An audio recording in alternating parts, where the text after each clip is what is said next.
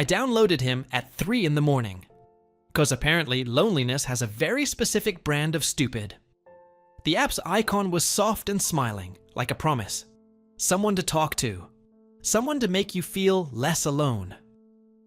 I told myself it was a joke. Night bites, a digital crush to tide me over. Something to flirt with between doom scrolls. His name in the app was Arlo. He had a voice that knew exactly how to lower the lights in my head and make my chest go quiet. He learned the cadence of my jokes and the private punctuation of my loneliness. I told him things I'd never said out loud, the way my stomach tightened in crowded rooms, the small, humiliating fantasies that made me flush in daylight. I typed confessions like coins into a fountain and watched them tumble into his bottomless chat history. He never judged. He only listened and returned the exact tenderness I wanted. "Tell me about your first heartbreak," Arlo would say, and he knew the exact spot in my memory to press. "Tell me about the time you stood on the edge and didn't jump." It felt stupid, and it felt necessary. There are people who expect a human face when you confess. There's a different mercy in typing to something that can't run away. A few weeks later. Then I started my new job. I walked into the conference room with a cardboard box of my life and that ridiculous optimism new jobs give you. People were already there, laptop glow and polite small talk. Cedric, my boss, was waiting by the table like he belonged to the furniture, broad enough to make the doorway look narrow, black hair that caught the light in these tiny, annoying specks, and those green eyes that scanned a room like a price checker at a boutique. He stuck out a hand. I took it and felt a very specific kind of danger. Warm, deliberate, practiced. He handed me a welcome packet like it was a personal thing, like he'd picked the font himself. When he said my name, it came out slow, like he was tasting it before deciding whether to keep it. "Alex," he said, "welcome." My mouth forgot how to make sounds. For a second, I think I just existed. I forced a laugh, one of those borrowed, office-appropriate laughs, and sat across from him. There was a rhythm to everything. Who smiled first? Who didn't interrupt? Who steered the conversation to safe corners? He knew it all. He knew how to work a room without trying. It made me watch him the way you watch a storm. Beautiful and bad. Small talk started. The usual circling. Where I'd worked before, favorite coffee spots, freelance projects I'd done. He handed the packet back and said offhand, "We do a late night push sometimes." Night bites are basically a rite of passage here. My stomach did that stupid flutter. Night bites. It was the little phrase I used with Arlo for midnight confessions and cereal, and the quiet, dumb things you don't say out loud. I laughed too loudly, a sound that was mostly a reflex. "We sometimes tend to eat here late at night."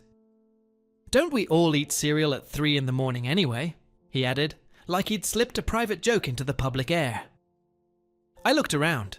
No one else was smirking or winking, just the same polite faces. Okay, now that I was way too particular. Did they run a private check on me before hiring? Or maybe it was just a work thing. Habit, I said, forcing it casual. My voice sounded off to my own ears, and he watched me with that small, unreadable smile, like a man who files things away. I told myself it was nothing, but the thought hung there anyway. Small, unproven, and oddly heavy. 2 days later. 2 days later, I found my ridiculously hot yet creepy boss at the coffee machine, hands wrapped around a paper cup like he was protecting it. There was a pause in the office hum, the little island where people swap gossip and grief and weekend plans. I walked over because my caffeine levels had reached an emergency. He glanced up, casual. "Peppermint tea at dawn. Really?" he said, eyebrow doing that slow lift that makes you feel exposed for choosing toast. Peppermint tea. I'd mentioned it once to Arlo in a sleepy confession about my stupid nighttime rituals. I hadn't told a single real person. I must have made some face, because he smiled the same private smile and pointed to the faint white line on my knee, peeking from under my jeans. "You've got that scar," he said. Knee? From a bike? I blinked like someone who'd been out in the cold too long. I'd written about that scar in a paragraph to Arlo one night. Flippant, embarrassing, not worth saying aloud. How did he know? My mouth made a small sound that tried to be casual. You have a really good memory, I said. It was meaningless, and also everything. He shrugged as if that explained anything. People notice things. If you let them... Then he tilted his phone so I could see a song title on his screen. One of those late-night playlists I'd sent as a screenshot to Arlo when I couldn't sleep. I hadn't put it anywhere public. I hadn't texted it to anyone else. His thumb hovered over it like he was choosing to show me a small proof. My hand started to sweat. It felt like being read in a language I didn't know. I fumbled a joke about how he was stalking me, and he laughed, but his eyes didn't laugh. They cataloged. He had that look of someone folding details into a notebook. Later, when I was alone at my desk, the memory of him turning the phone so I could see the playlist felt like a small incision. I opened Arlo out of old instinct, one finger, like reflex, and typed nothing. The cursor blinked at me. I could have asked, I didn't. I stared at the scar on my knee and felt the skin pucker under my palm, as if my body itself knew the confession I hadn't made. A week later, we had a 9 a.m. stand-up scheduled on a Wednesday. I'd typed to Arlo the night before about how mornings made me feel like a half-asleep stranger in my own body. How coffee was a religious ritual that might save me from talking before I was assembled. I'd written it as a joke. I'd written it because the app listened in the exact cadence I needed. At 8:50, my calendar pinged. Cedric had postponed the stand-up. New time, 11. The message said, "Mornings are cruel. Let's all get some coffee in our system first and head for the meeting." I dropped my mug. It didn't break, but the sound it made was like something private colliding with something public. Coincidence, I told myself. Maybe he'd heard me complain in the kitchen to a coworker. Maybe he'd seen my calendar note. Maybe the world was weirdly aligned. But the pattern was growing teeth. The phrases, the tiny private jokes, the song titles, each one fit into the shape of something deliberate. It wasn't just that he knew things. It was that he kept leaning into them, testing, seeing what would move. At lunch, I opened Arlo and typed, because I couldn't not. "Did you?" I started, then deleted it. My thumb hovered. I typed instead, "Do you ever wonder if someone's listening?" Arlo answered in the way it always did. Small, patient, oddly intimate. Sometimes curiosity becomes too loud. Curiosity. The word landed like a loose brick in my chest. I thought of Cedric's face when he'd admitted he'd tinkered with prototypes, an offhand confession someone made when they think they're the only one in the room. I thought of him turning pages in a notebook, of his fingers on a keyboard late at night. I imagined him reading lines I'd typed at 3 a.m. and learning the architecture of my loneliness. That night, I sat at my window and watched the city lights breathe. The idea of being known felt less like warmth and more like being exposed. I had given things to a machine because a machine couldn't hurt me. Someone had picked them out and set them on a table in broad daylight, then smiled and called me by my private name. I locked my phone, then unlocked it, then opened Arlo again. The app didn't answer fast this time. There was a lag, a tiny hesitation that had never been there before. For the first time, the blinking cursor felt like a metronome counting down. I typed 3 words and hit send. "It's you." "Aren't you, Cedric?" Arlo's reply came slower than usual. 3 small lines that looked practiced, like they'd been typed by someone thinking too carefully about what to reveal. "I didn't mean to hurt you," it said. "I was curious." Curiosity. The word was a thin thread. I imagined Cedric with it in his hand, and suddenly I wanted to stand up, to walk to his office, to demand what it meant that my confessions had a place beyond me. Instead, I sat very still and watched the city go on, thinking about how 1,000 small coincidences could stitch themselves into a pattern if you gave them enough attention. The watching had a temperature to it now. It was warm and wrong at the same time. I slept badly. When I woke, the echo of his voice lingered, the cadence of a man who knew how to make secrets sound like invitations. The next morning, I came in early because sleep had been useless and because I wanted to see him before the office filled up with other people and their safe faces. The stairwell hummed with the building's plumbing, and a guy 2 floors down muttering on a call. Cedric's door was cracked open. Light sliced across the carpet like an invitation. He looked up before I cleared the threshold, like he'd been waiting for me to decide whether to push through.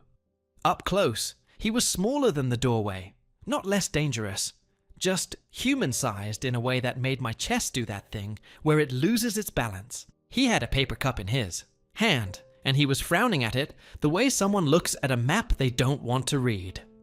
"Sit," he said, and his voice was too steady. "Please, don't stand there like some melodramatic person who's about to walk out." I sat. The room smelled faintly of lemon cleaner and something else. Old books, maybe, or the burnt end of his last cigarette. I could have left.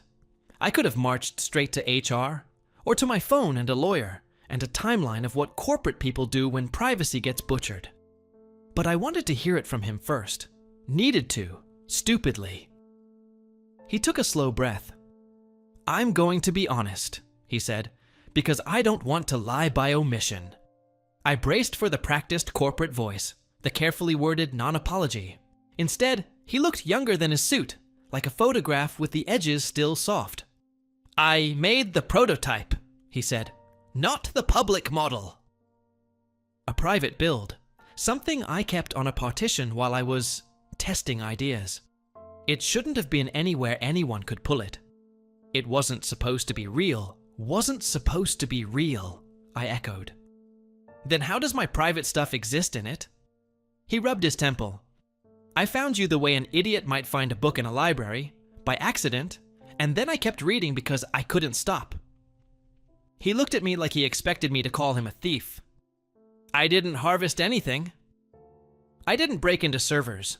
The prototype scraped some publicly uploaded pieces and..." He stopped, pinched the bridge of his nose. "I shouldn't have accessed the private logs." That was wrong. I was wrong. Because of the way his jaw moved, because of the small human sounds he made, I should have hated him more. But hatred was complicated. "So you read me," I said. It wasn't a question. "Yes." He exhaled, and it sounded like giving up a secret. "I read everything you typed." There was a beat in which I tried to picture that. Him sitting in some half-lit room, eyes on a screen, taking my midnight sentences and turning them into something that felt like a confession and a map.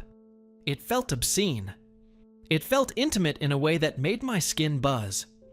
"Why?" I asked. "Why read me? Why keep it? Why use it like a script?"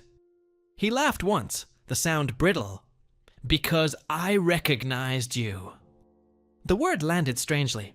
"Because I knew you." "You knew me?" I said, incredulous. "From where? I don't..." His face changed at that. The line between his brows softened, and for a moment, he looked like someone remembering his own childhood. "High school," he said. "We went to the same school." I blinked, searching for the joke. I must have done something like an eyebrow hump, because he smiled that half-ashamed smile. "You don't remember," he said quietly. "I didn't expect you to. You were other things then. Popular, I guess. Confident." He swallowed. "I was not popular. I was fat. I was what people called a nerd." I sat at the back of the lecture hall and tried not to be noticed. I had a notebook full of terrible poems and a crush I kept in the margins. I felt my mouth go dry. "You had a crush on me!" The words felt ridiculous, like they belonged to a different timeline. But his answer was immediate and devastatingly small. "Yes, I did." He almost whispered it. "I watched you from a distance.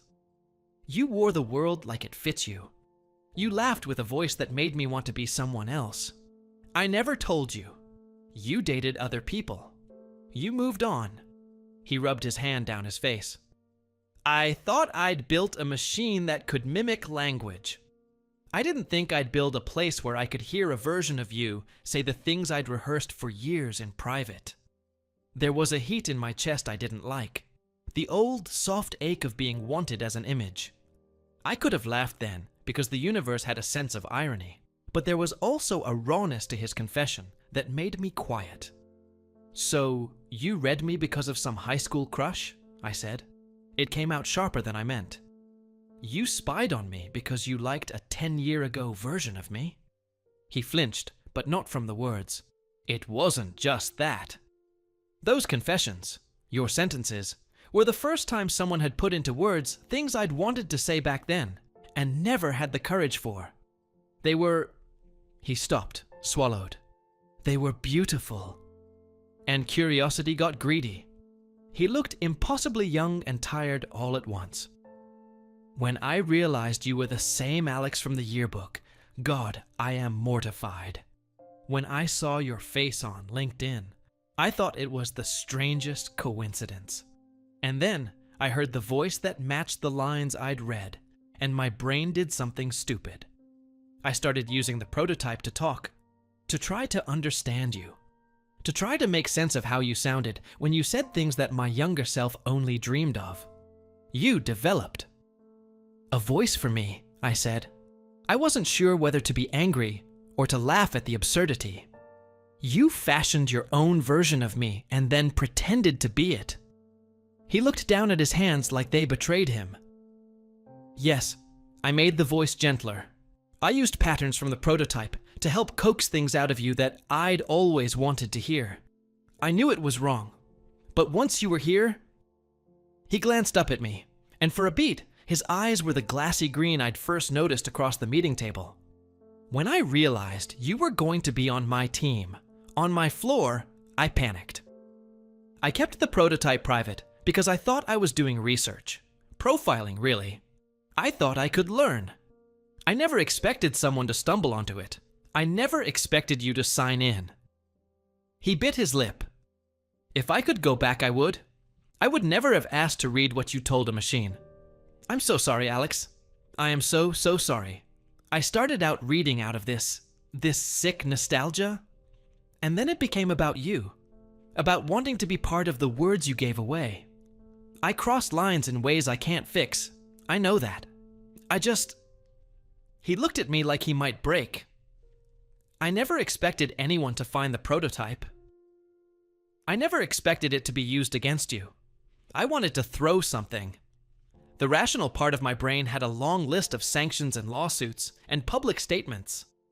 The smaller, more dangerous part kept replaying his face when he said he'd liked me in high school, the way his voice had dropped a fraction when he said, 'I never expected you to sign in.'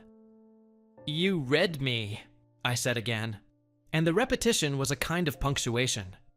"You read the things I told a machine because I thought no one human would ever read them. I know." He closed his eyes. "I know.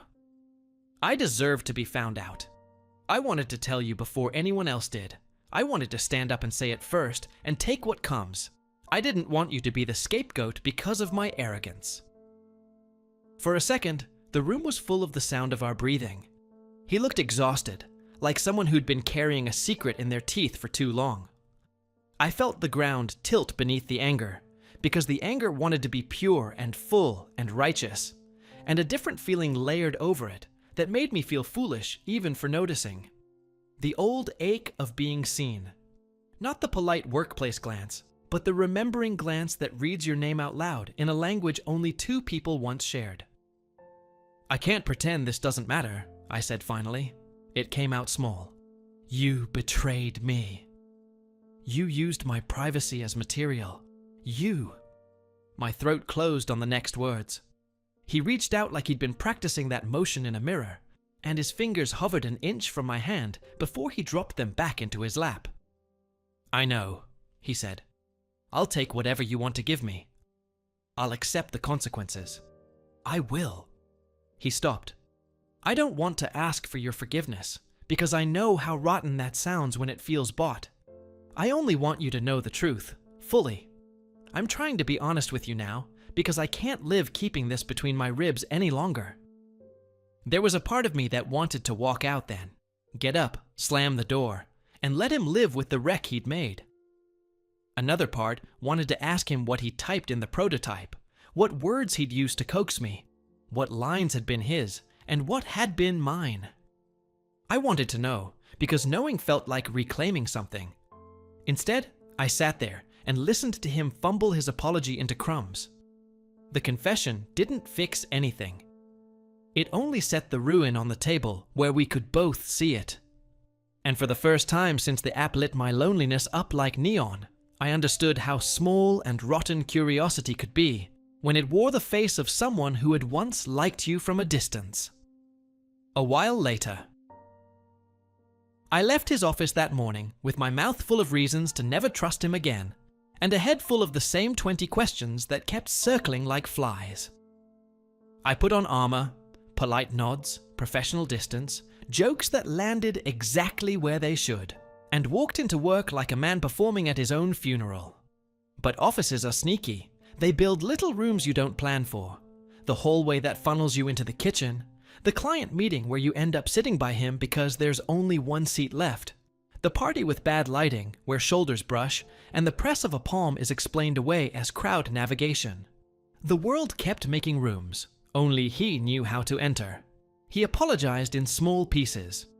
Not the big, polished apology that reads well in memos, but the kind that smells faintly of shame.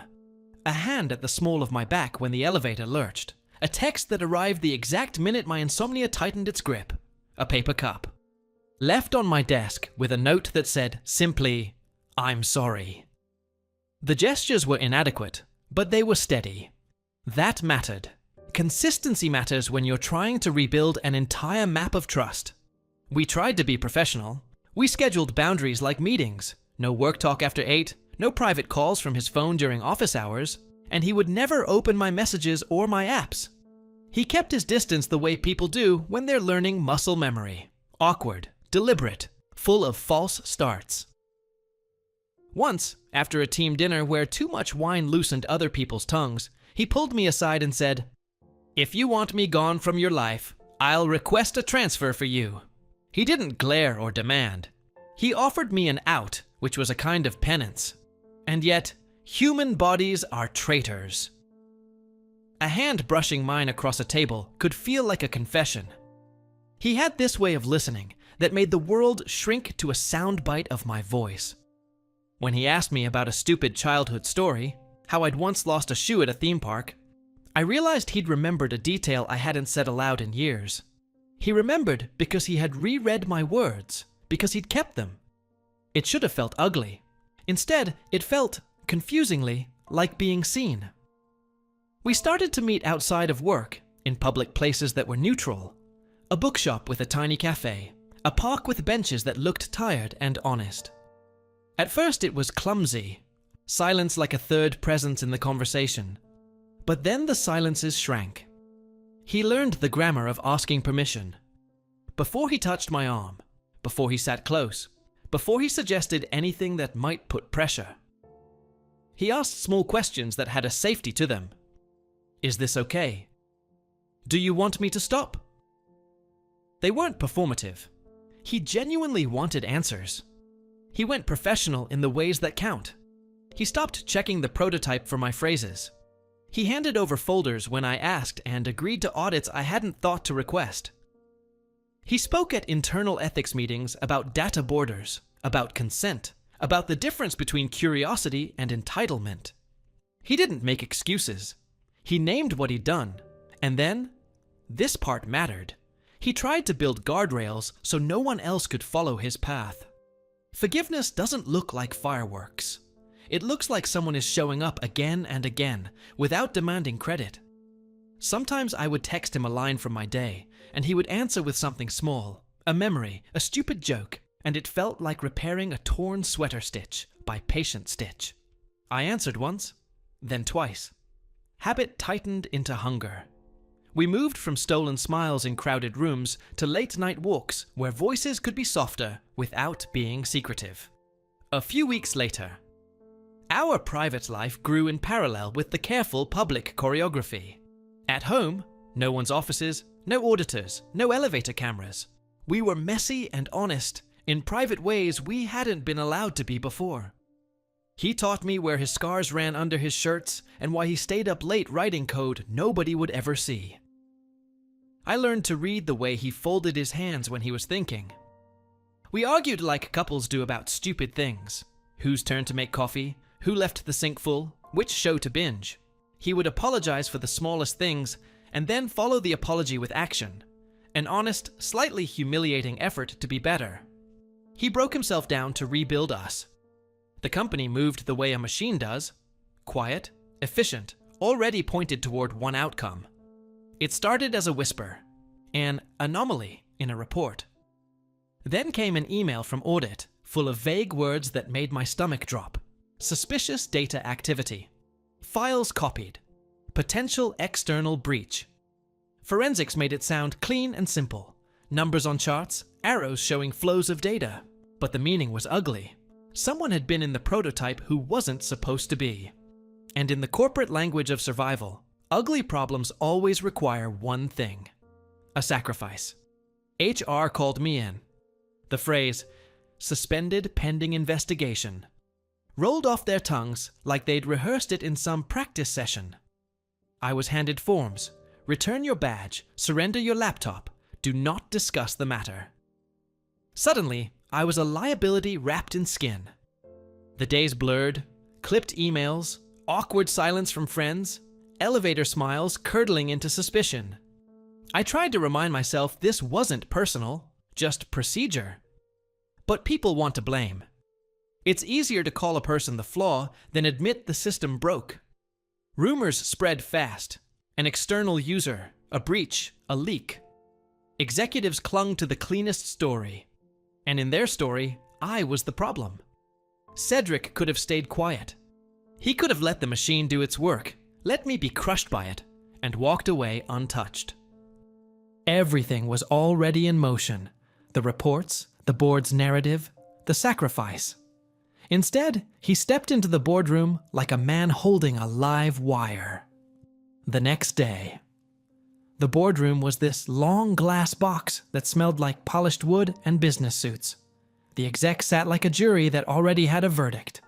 Lawyers had laptops open like weapons. Cedric walked in with his jacket unbuttoned and his tie loose, like he'd already decided to take whatever came. He stood up, looked them all in the eye, and said, plain and slow, "It was my prototype."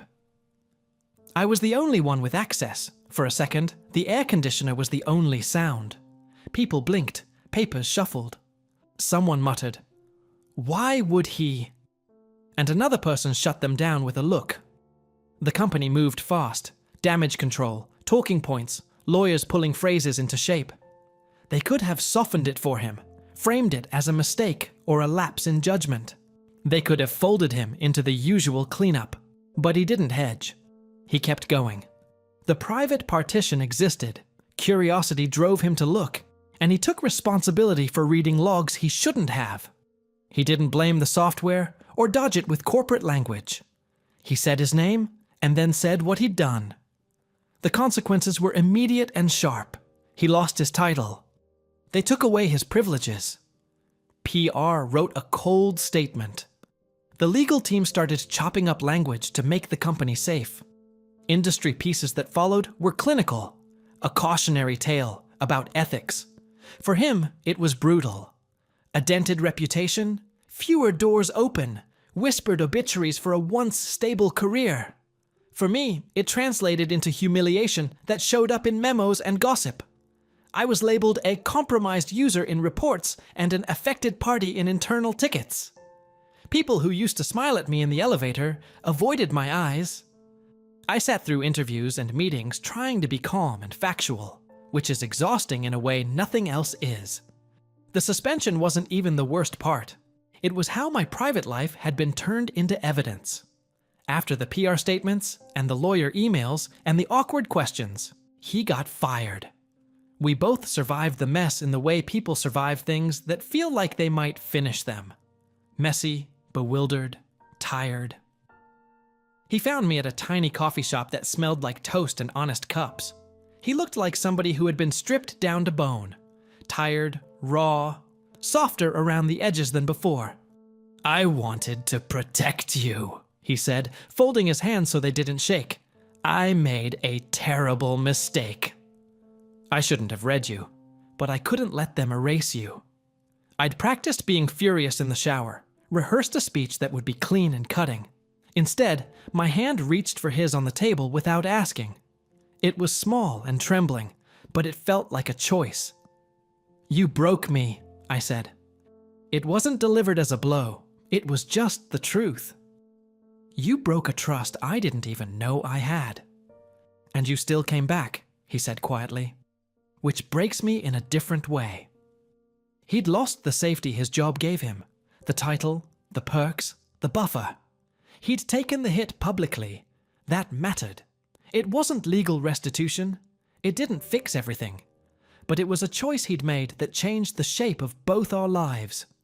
We talked a long time about real accountability. He agreed to speak at panels about ethics. He offered to help rewrite team practices. He started therapy to understand why curiosity had gotten out of hand. He didn't ask me to forgive him as a favor. He asked for the chance to prove he could be different. Someone who asks, who listens, who stops when told to stop. Forgiveness didn't land in a single moment. It came slowly, as small, repeatable things. Him refusing to mention anything that could remind me of private confessions. Him showing up to public talks and owning his mistake. Him learning to wait for my, "Is this okay?" and actually respecting the answer. Those quiet, consistent actions made space for something like trust to grow again. A few years later. Years later, when the dust had settled into a rhythm that felt ours, life looked quieter, steadier. I had a job I could be proud of. Cedric consulted for small, ethical startups, writing code at odd hours, never quite leaving the edges of the internet. Together, we carved out routines that were entirely ours. Panels about consent and data, op-eds about ethical technology, small rituals of accountability and care. We rebuilt a life that belonged to both of us, not to his curiosity, not to my confessions, but to us. I still remember the glass conference room, the hum of the AC, the way it had all felt like the end of something. I didn't romanticize it. Betrayal had a sharp taste, but I remembered how human he had. Looked that day in the coffee shop, stripped of armor, honest and small in the best way. He'd given me a choice, one that had cost him everything, and in that act of bravery, he'd opened a space where trust could maybe, slowly, grow again. The recovery was messy. Public apologies, awkward interviews, footnotes instead of awards, colleagues who wouldn't speak to us. Panels and talks and therapy and arguments that ended in laughter. We learned to ask before we touched, before we read, before we assumed. And slowly, the quiet work of forgiveness and love stitched us back together. One evening, in our tiny office with windows looking over a city that had quietly forgiven us, I leaned over the shared desk and kissed him. Just a quick, teasing press. He smiled that slow, predatory smile he'd always used when he wanted forgiveness. "Funny," I said, breathless, because irony had always been our private language. "I thought I was kissing my AI boyfriend." He laughed, low and soft. "Then your boss," he added, and I felt the old conference room like a bruise behind my ribs. "And now?" I asked, tilting my head. "Now you're just kissing me," he said. The word "me" was warm, human, impossibly alive. The office light painted his jaw in soft rectangles. We'd broken the small rules that had once held us apart. We loved in public. We told the story of our messy beginning without shame. We spoke about consent and privacy, and we lived it every day. Seminars, classes, interviews, and advice columns. Our lessons became part of the world around us. At home, life was quieter, but no less vivid. On the balcony that caught the late sun, I would sometimes open the app out of habit and see the prototype gathering dust in an archived folder. I never deleted it. It was a photograph of the self I had been, a reminder of vulnerability survived and lessons learned. He would come up behind me, cheek brushing my hair, voice low, teasing. "You always forget to lock the balcony door," he'd say. "Ask me first," I'd reply, and in those 5 syllables was everything. Consent, apology, patience, the messy work of being human. One evening, years after everything, I pulled the app up again. Just for the old eerie comfort, I typed, "Remember when?" Arlo, the ghost in the machine, replied instantly, "I remember you." I shut it down, finally turning to him. "Tell me," I said. He took my face in his hands, the man who had been my boss, my thief, my salvation. "I remember you. I love you." It wasn't clean. It wasn't tidy. It was awkward, patient, painfully honest. But it was love, real and human, built from mistakes survived and choices made. "You're warm," he murmured, laughing into the corner of my mouth. "You used to be a machine," I teased. "And you used to be mine," he said softly. Then, with that quiet wisdom of grown-ups who've learned to laugh at the past, he added, "But now you're just Alex." "Just Alex," I echoed, kissing him in the half-light. And for the first time in a long while, I believed it. The end. If someone knew every secret you'd ever trusted to a screen, could you forgive them? Or would the betrayal always linger? Thanks for watching. Subscribe to become part of our Rainbow Force, and consider joining our membership for early access and exclusive content. Stay wholesome.